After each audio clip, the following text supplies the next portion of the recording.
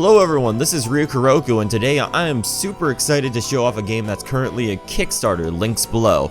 This is Legend Maker. At first glance it looks like a holy hybrid between Mario Maker and A Link to the Past, but if you look a little bit deeper, it's a bit more, and today I'm going to show you off some of these robust features that's in their pre-alpha demo, also linked below. For starters, I've built up this dungeon to show off some of the features that are available in this game, and I'm going to go over the basic mechanics first, and then I'll go over how easy it is to build things. So I built up this room right here, and this is going to show you the items that are in the game. So we've got bombs, we've got the fire rod, we've got a bow and arrow, and we've got a boomerang. These are 4 basic items, and we could go through the item menu and you can see all 4 of them right here. So yeah, very basic Link to the Past. You got your staples here. We're gonna move on to the next room real quick, and in here I'm gonna explain to you the various kinds of doors that are available. Alright, so as you can see, we've passed through our regular door, so we have a regular door right here. But now we've got a little crack in the wall, so what do we want to do? We're gonna want to bomb that. And now open that guy up. You see it opens up on both sides. And then next up, we've got this little green bushy-like thing. And you would think you'd set it on fire, but no, you could just swipe it and there you go. We got that covered. And then lastly, we could try to go straight ahead, but there's no opening, there's no apparent opening. So what do? Well, if we check around for hidden paths, you can see there is a way there. This gets us to a chest at the end of this path, and then we can pick up a key. And I'll meet you back at the beginning real quick. So we could use this key and we could go through our key door, which is awesome. Alright, moving on. Let's go to some of the more miscellaneous items that are in this game. In this chest right here, we have a green crystal, and this is a HP crystal. Picking up one of these increases your health by 4. Going into this chest right here, we've got a MP or SP crystal. I'm not too sure what they're calling it in this game, but your item count, or how you use items, is based off of this. It's kind of like an action point system instead of like a counter. Like your bombs take a certain amount. If we go to bow and arrow, that'll take a certain amount. Same with fire rod, same with boomerang. And in these top rows of chests, we've got our currency. So we've got the green one, which is worth 1, the blue one, which is worth 5, the red one, which is worth 20, and then a purple one, which is worth 50. I'm not too sure what they're calling them in this game just yet. Also in the pre-alpha demo, there's really not much of a use for them. They're just kind of there for collection, and you can just kind of build your dungeons up around it, and nice little rewards on the side. Alright, so now that we're done with this room, this looks like the end of the path here, but it's not. I wanted to show off some of the puzzle mechanics and whatnot in the game. So we've got blocks here. We've got this block, which you can't push, but we've got this guy right here. And this guy can be pushed. And then we got these little spiky dudes, and they hurt if you get hit by them. I take 4 damage. This one's not moving, but we don't want to take our chances with this guy right up here. So what we want to do is, we see a block here, we're going to push it. And you can see he's going to just try to lunge after us. Very unpleasant stuff. Alright, so moving up, we've got various little statues here. This first one right here, he doesn't want to shoot anything at us. And then we got one that's shooting arrows, and then one shooting fireballs. I'll show you how to make these guys a little bit later. Ow. Ow again. We're just gonna want to run through. Cause yeah, those are hurting a lot. Alright, so we've got another little wall with a crack in it, but we also have a something that looks to be pressure sensitive on the floor. So what would happen if we run across it? It's a little mine, so we don't like that. Opens the wall up for us though, so that helped. Alright, so we've got this room right here, and I want to explain to you what this block is, what this switch is, and what we can do for long range switches. So if we just hit with our sword, the block goes down for a little moment of time, a little quick thingy. But we got our boomerang on us. We could also do this long range. But if we wanted to go even a little bit longer, our boomerang's not gonna reach. So we could either use our bow, or we could use our fire rod, and that'll also open it. Also, we can just put a bomb over there, just kind of wait a little bit, and boom, we got it. So that brings us to our chest, and we get another little key to move on. But we didn't see a door down there, but we will soon. Alright, so up here we got this little statue, and this seems to be the primary way how to get health back. So if we stand right next to it, all our health comes back, all our HP. Well, now we got that accomplished, we can move on with less danger. Alright, so we go through this door, and you can see we've got these little platforms here, and if we step on them, we rush in whatever direction it was pointing us. You can make kind of like Pokemon-esque puzzles with this. Just kind of place the tiles around, just kind of various paths. They move kind of fast though, so try not to go too crazy with them, or else you're gonna give people motion sickness. We can place our key here, and we got that. And if you notice here, we got an even bigger key that we need. But we had to get through this little top thing. So I'm gonna explain to you the enemies in this game. None of them have names at the moment that I could find. First things first, I prepared myself with all these HP crystals so I don't die, because that would be miserable. And then all these MP ones, is, I mean, not as important, so that's still good enough. I'm gonna equip my bow because I like being handy with the bow. It seems to be my go-to weapon in this game. So we got these little dudes here. One of them's not doing squat or shooting anything. The other one's shooting fireballs. I could show you how to do weapon variations a little bit later in the video. So let me just take these guys out and get them out of the way real quick. Next up, we got these green dudes. One of them's throwing bombs, and he pretty much almost killed himself. He's gonna just run around in circles. And I'll just kill the other guy so I can get my key. Come here. Yeah, after a few hits, they like to turn red, and they like to run in perpendicular square patterns, I've noticed. And now that we got our key, we can move on. And then we've got these jumpy guys. And these guys, they, one of them also got bombs. They like to, he likes to leave bombs whenever he jumps, as you can see. Which can be really dangerous.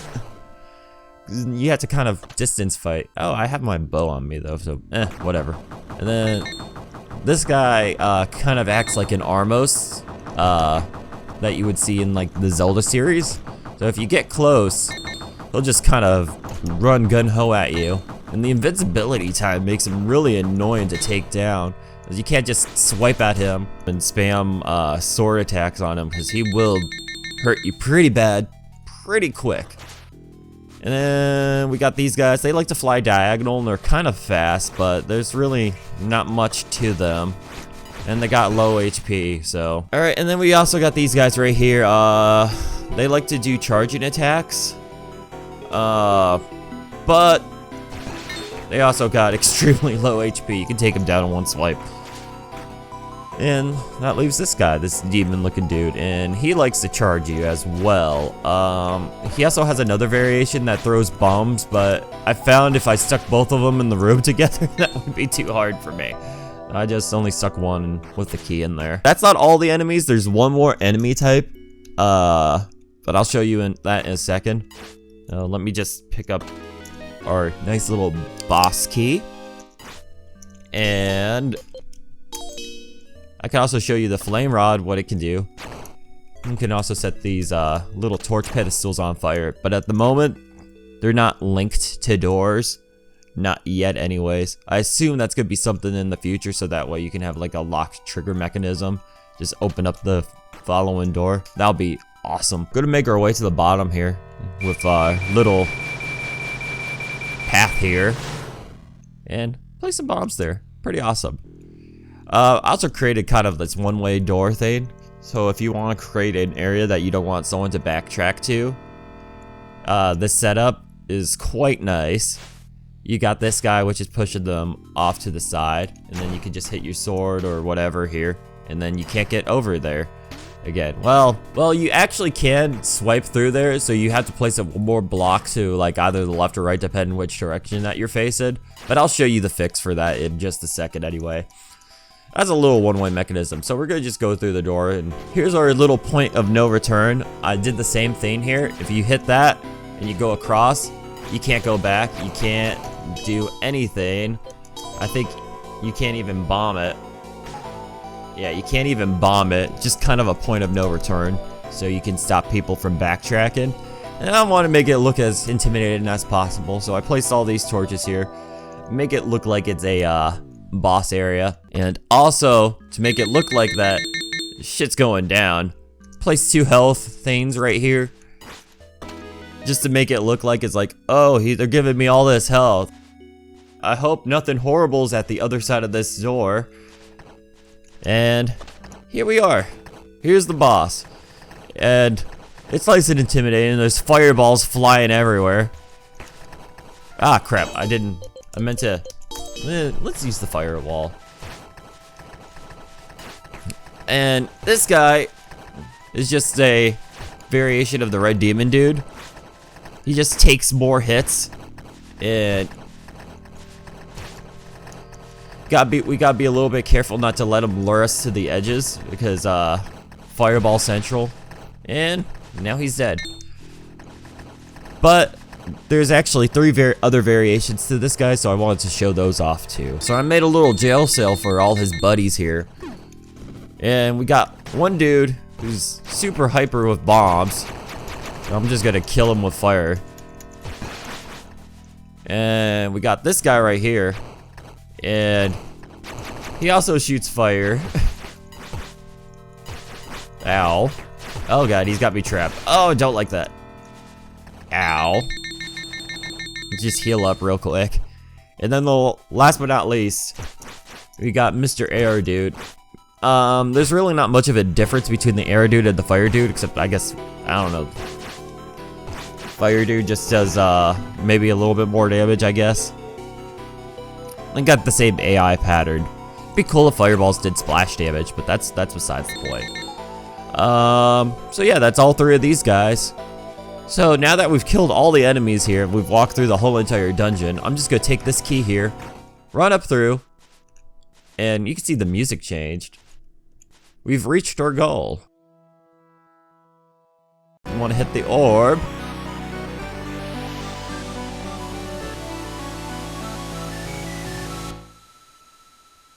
Dungeon complete. So we're gonna hit retry right now, and I want to show you some things. I want to show you how building works now. So in this game, there's a bunch of enemy sprites that you can use, and then you can just drag items on top of them in order to change what they do or how they behave. Like for example, the little shooter fireball Octoraki thing. That was just as simple as placing him down and then going to your items and then just dragging down. Well, you don't even have to drag down, just clicking the fire rod on him, and now he shoots fireballs. In order to remove him, we just want to hit right click, and then he's gone, he's dead. So you can do that concept with pretty much everyone. So we've got these guys, you've got the regular equivalent that does nothing, and the fireball. We've got the green dudes with the bombs, and he just throws bombs everywhere. You got the little, I don't know what to call them, the little jumpy guys, or he also drops bombs as he jumps around. We got the Armos. I didn't show off the second one because 2 of them are really difficult to take down, especially in a tight space like that. You got the regular equivalent, but if you drag a bomb on him, they also self-destruct, which is not fun. These 2 guys, they don't have equivalents to them. The regular demon dude, just the bomb. He just throws bombs. And then the armor demon guy we saw earlier with the bombs, the arrows, and the fire rod. Now for the statues, you got the same things going on with them. You can either have the regular equivalent, which is nothing. You can just use those for decoration. You've got the arrows, which just shoot arrows, and then the fireballs that shoot fireballs. And then moving on to the doors, we got regular doors, we got key doors, and we've got the big boss doors, and those are just as easy as dragging a key down or dragging a boss key down. And if we want to we could just lay a door back down here, just bring that back. And it's super simple like that. These wall torches I created you cannot do them two ways for decoration. You can either throw this guy down, the fire rod, down on the wall, or you could where is that? Either drag the torch on the wall too. Creates the same thing. I know there's gonna be lighting mechanics in a later build of this, and if it's dark, these will emit light. So that'll be pretty cool. Oh, let me kill off all these guys real quick. I'll show you just some basic dungeon principles. In order to actually get some walls down, we shift and right click and it'll build up some walls. So we got a nice little wall here. The invisible path that we had beforehand, we're gonna use this question mark block. We're just gonna left click with that. And if we press M to try our design, you can see it doesn't look like that there's any secrets at all or anything like that. So we could just walk across. At the moment, these hidden paths seem to be only 3 blocks, just enough to cover the top portion of the wall and then the 2 sides of the wall. And then we've got the tile blocks. We've got the one with this red square on it. And then we've got one with a green triangle. The ones with the green triangle are the ones that you push. So we can just place that there. And we can shift and left click to make an open in there. So we're just gonna place a chest down here.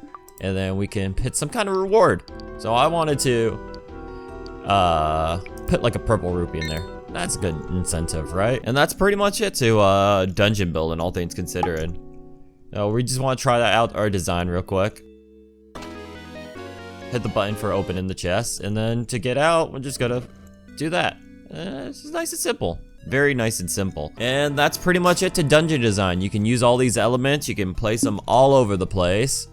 You can make your nice little dungeons all over the place. So that's it to Legend Maker. In closing, like I said, the Kickstarter for this game is linked below in the description. They've got a lot more features that they're gonna add. They're gonna add an overworld to it. They're gonna add a quest system. They're gonna add NPCs to talk to. All these things that you can build up by yourself, make games. If you're not a builder, you can always download levels from other players that they create. And the possibilities for this game are endless. And I mean, there's gonna be a lot more mechanics for it. It's pretty exciting stuff. And I can't wait for it. I really can't wait. So until then, this is Ree-you-key-row-koo. I'll catch you guys later.